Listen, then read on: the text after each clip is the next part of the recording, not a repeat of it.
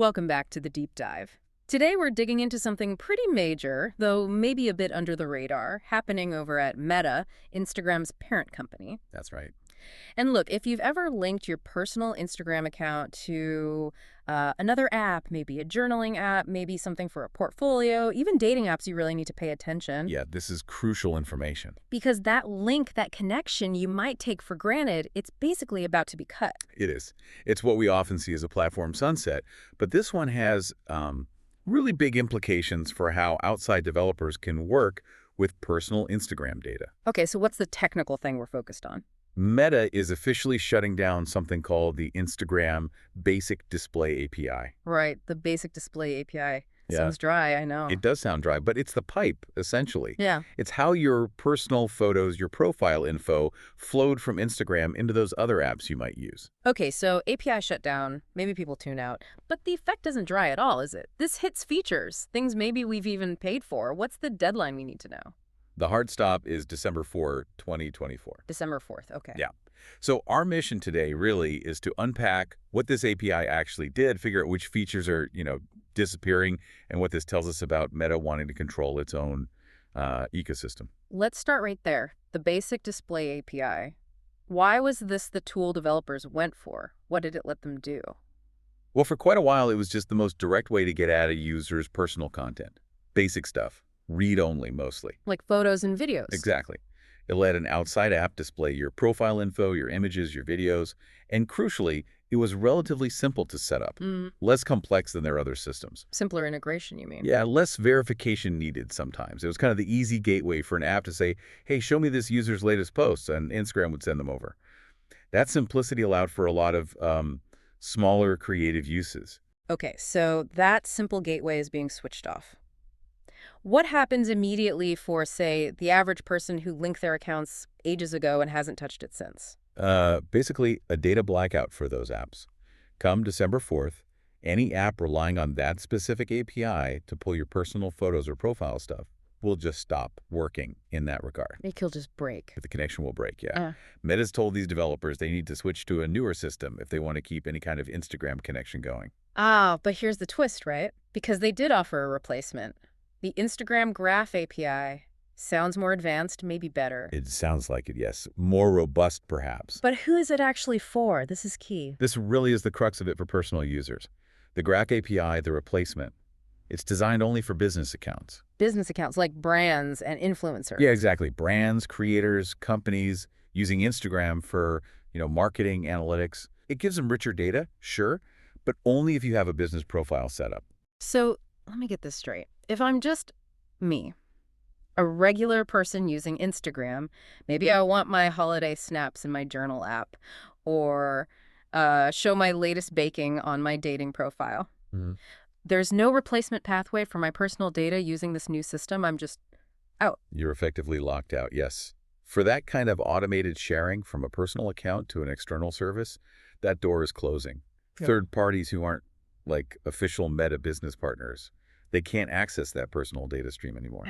And it's that lack of a clear alternative for personal use cases that's causing a lot of, well, panic might be a strong word, but definitely concern among developers. Okay, that leads us perfectly into the real-world impact. We're seeing features disappear already. Let's talk about journaling. The app, Day One, it's owned by Automatic, right? Yes, that's right. What exactly are they losing? Day One had this feature, and they even called it a beloved feature, which allowed users to automatically pull their Instagram photos, captions included, right into their digital journal. Oh, that's really handy. It was super seamless. You'd post on Instagram, and Day One would just quietly archive it in the background into your journal timeline.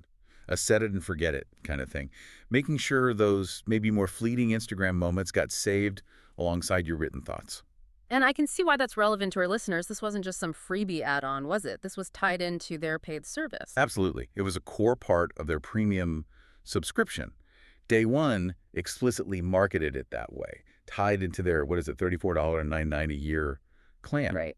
So people were paying, at least in part, specifically for that sync feature, for that convenience and the backup peace of mind. So when a giant platform like Meta just pulls the plug, It completely undermines the value proposition for these smaller apps, doesn't it?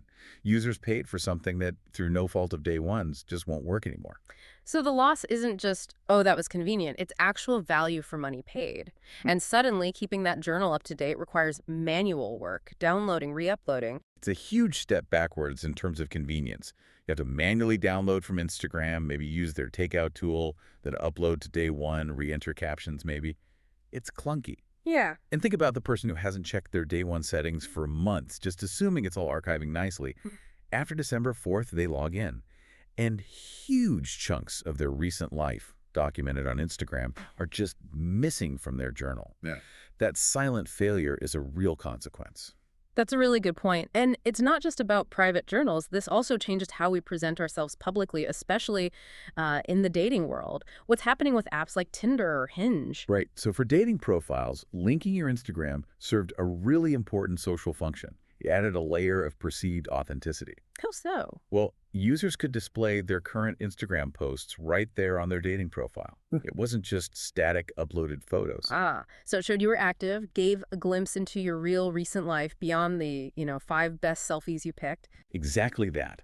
It felt more real time. In the, let's be honest, fast-paced world of dating apps, every little bit of authentic information helps. Seeing recent travel pics or food pics or whatever someone's into, it gave instant context, personality. So losing that connection, it makes profiles feel a bit flatter, less dynamic. It definitely diminishes the richness, the texture of the profile. You lose that immediate visual cue about someone's current life and interests. Yeah. It becomes more reliant on the static, pre-selected content. Which removes a layer of that sort of visual trust signal, maybe? Sounds small, but in dating apps where people are naturally a bit skeptical. It's significant, yeah. Removing a source of potentially verifiable real-time content does change the user experience. It makes it a bit harder to get that quick, authentic read on someone. Okay, so let's shift gears a bit. Why? Why is Meta doing this? What's their official reason for shutting down an API that was clearly useful to a lot of people in apps? Well, Meta's public rationale is all about privacy and security. Right. Always privacy.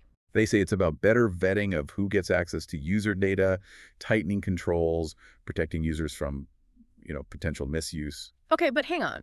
If it was purely about privacy and protecting users, wouldn't they offer some kind of secure, maybe slightly more complex, but still functional path for personal accounts? A permission-based system? That's the big question developers are asking. Is the privacy argument maybe just convenient cover for tightening control? It certainly looks that way to many developers. While privacy is, of course, a legitimate concern, nobody wants another Cambridge Analytica. The complete absence of a personal use alternative feels very strategic. Yeah. Developers feel like they're being lost out, that it stifles innovation happening outside Meta's direct control.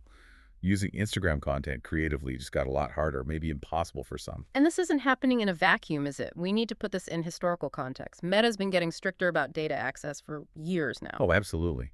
This is part of a much longer trend. You can really trace the shift back to the massive fallout from the Cambridge Analytica scandal. Right, that was the turning point. Before that, Facebook and Instagram were, frankly, much more open with their APIs. The attitude was more, let developers build, let data flow, encourage growth. And Cambridge Analytica showed the dark side of that. It really did. It exposed how seemingly harmless apps could just vacuum up huge amounts of data, not just from the user, but their friends too, often without clear consent all around. The scale was shocking. And that forced Meta to rethink everything. Completely, they had to overhaul their entire philosophy on third-party data access. So since then, every move to restrict access has been framed as protecting users, which is partly true. But it also serves another purpose. Simultaneously, yes. It conveniently helps keep all that valuable user activity, all that data, inside their own walled garden. Where they control it, they can monitor it, and crucially, they can monetize it directly. Killing off the basic display API feels like removing one of the last remnants of that older, more open architecture. So, pulling back for the bigger picture view, what we're seeing is this classic tension, right? Between what users might find useful and what the platform decides is best for its own control. Exactly. It's the ecosystem squeeze. You've got the genuine need for user privacy on one side, and we all want that. But on the other, you have Meta's clear drive for platform control, for dominating how its content is used. And the casualties are? Well, developers like Day One see their business models threatened. And for users like you and me, we lose those small conveniences, the ability to easily move our own content between the services we choose. Which brings us to the core lesson here, I think. For anyone listening who uses apps that plug into these huge platforms, Meta, Google, Apple, whoever. The lesson is pretty stark, isn't it? When your service or a feature you rely on is built on top of another company's platform, you're ultimately playing by their rules. Always. The platform makes the rules, and they can change them anytime. This shutdown isn't just technical, it's a strategic signal from Meta. They intend to govern their data very strictly. You're essentially renting access, not owning that connection. Renting versus owning, that's the key phrase. Okay, let's just quickly recap the absolute must-knows one last time. Sure. The Instagram Basic Display API is done on December 4, 2024. December 4th, got it. Apps using it for personal data are hit hard. Think Day One losing its auto import. Think Tinder and Hinge losing that live feed for profile authenticity. And remember, the replacement, the Graph API, that's only for business accounts. Leaving personal users and apps serving them kind of stranded. Pretty much, yeah. No clear path forward provided by Meta. Well, thanks for breaking down what's quite a technical but really impactful change. Definitely stressful for developers and, yeah, disappointing for users. It really is a significant shift. So, as we wrap up this deep dive, here's something to chew on. Will these affected companies, especially the bigger ones like Day One or the dating apps, find some clever workaround, some new way to bridge this gap before December? Was this it? Is this Meta basically saying, game over for easy external integration? Are they just pushing everyone and all their data deeper into Meta's own world, full stop? That's the big question, isn't it? We'll definitely be watching. Indeed. Thanks for tuning in for this deep dive on platform control and your data. We'll catch you next time.